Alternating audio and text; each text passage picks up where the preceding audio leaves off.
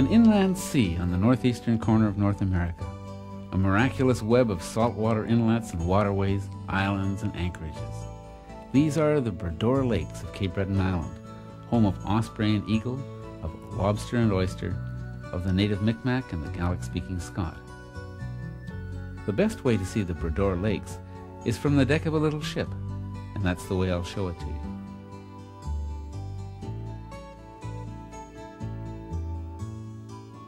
There's a lot to show. The DOr Lakes cover nearly 450 square miles. The twists and turns of the shoreline produce about 600 miles of heart-wrenchingly beautiful coves and estuaries, many of them uninhabited and seldom frequented. I've been cruising the DOr Lakes for more than 20 years, and there's still plenty of nooks and crannies I haven't even begun to explore. If there's a better place to sail, or to canoe, to kayak, to camp, I don't know where it is. The DOr Lakes are actually an arm of the ocean, almost 850 feet deep in one spot, but because they're almost landlocked, the water temperature gets up to 65 and 70 degrees Fahrenheit. With water that warm, there's hardly any fog. There's plenty of wind, but very little tide. There are 2 passages between the DOr Lakes and the sea. Well, 3, but the Little Breton is narrow and blocked by a highway bridge. The northern entrance is the Great Breton, a channel broad enough to accommodate cruise ships, gypsum carriers, freighters, and Bluenose 2, Nova Scotia's own tall ship. Yachts generally enter from the south, through the century-old canal from the Atlantic at St. Peters.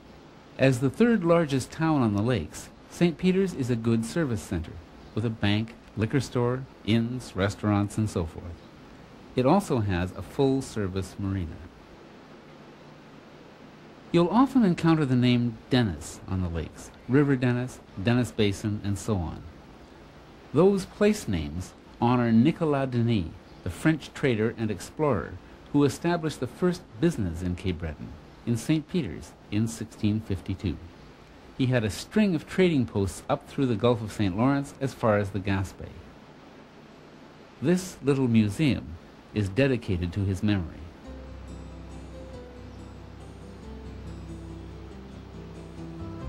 From St. Peters, the route into the lakes is along St. Peters Inlet, a river-like waterway with many coves and villages. The west bank of St. Peters Inlet is populated by Acadians, descendants of Canada's first European settlers, the French sailors and ploughmen who came to Nova Scotia with Champlain in the early 17th century. In communities like French Cove and Sampsonville, pretty nearly everyone speaks English, but many of them speak the ancient, lilting dialect of Acadia as well. You may well hear 4 languages spoken around the lakes: French, English, Micmac, and Gaelic.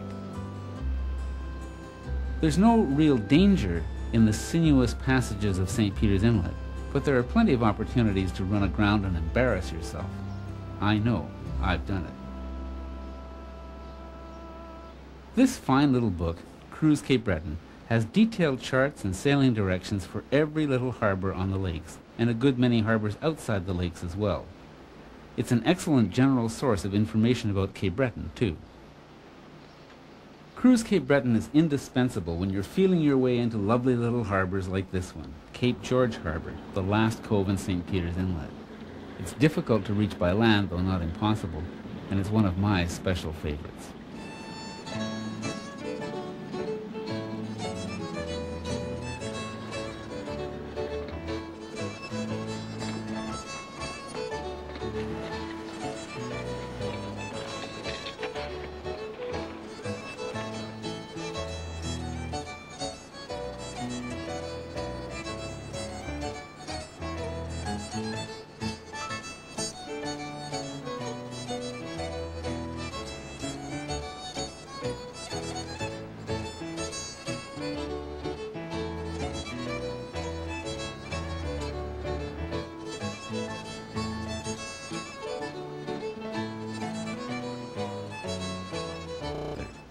The Big Lake is a 40-mile sheet of water stretched between mountains, speckled with islands and dimpled with coves and harbors. There's a marina here on West Bay at Dundee. Dundee Resort also includes cottages, a 60-room lodge, a restaurant, and a spectacular mountaintop golf course. A raw rock face on the mountainside over West Bay marks the location of Marble Mountain. It's now a tiny hamlet, but it was once the site of a quarry which shipped marble out of Clark Cove in schooners throughout the navigational season. My friend Harry Livingston, the late Harry Livingston, who lived here, believed that Marble Mountain was actually Vinland, the Norse colony established by Leif Erikson. Of course, the Newfoundlanders believed that Vinland was in Newfoundland, and the Americans believe it was in Cape Cod. Harry made a pretty good case for Marble Mountain, but then you have to remember his patriotic feelings about Marble Mountain. 5 miles down the shore is the Mulligowitch Reserve, where many Micmac families spend their summers. The DOr Lakes are the heartland of the Micmac Nation.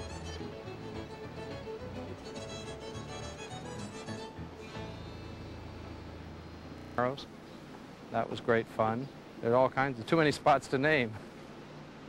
The early history of the Cruising Club of America was closely associated with the family and friends of Alexander Graham Bell, who is buried on top of that mountain, which he named Benvrea, or Beautiful Mountain. The mansion on the mountainside is Bell's country home, and the whole hillside is still owned by Bell's descendants. There's a museum devoted to Bell and his work in Bedeque on St. Patrick's Channel. Bell and his wife Mabel loved the Bedeque area, and they spent as much time here as they could. Bell developed his tetrahedral kites and hydrofoil boats here. One of his boats held the world water speed record based on a run in Bedeque Bay, and because of Mabel Bell's sponsorship of the Aerial Experiment Association, the first airplane flight in the British Empire also took place here during the winter when the lakes are frozen solid. Bell was an enthusiastic sailor, and Bedeque has been a yachting center ever since his time. This is the yawl Elsie, commissioned by Bell and built in Bedeque as a wedding gift for his daughter. Elsie is almost a century old, and she's now being restored.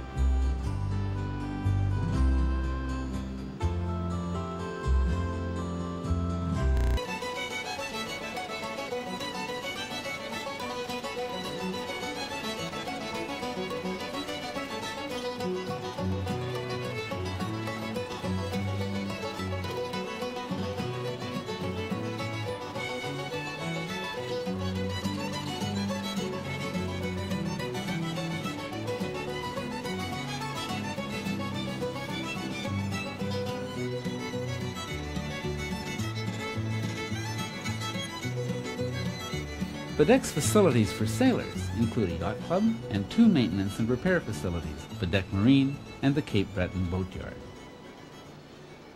We've always been associated with Henry Fuller there at the Cape Breton Boatyard, but I know that Charlie Weaver at the other yard does a great job, and I think pretty much anything can be taken care of in Bedeque. You can charter anything from paddle boats to cruising sloops in Bedeque. Elsewhere on the DOr Lakes, you can charter canoes and ocean kayaks as well. Bedeque is the largest non-native community on the lakes, the shire town of Victoria County, as well as being a flourishing summer destination.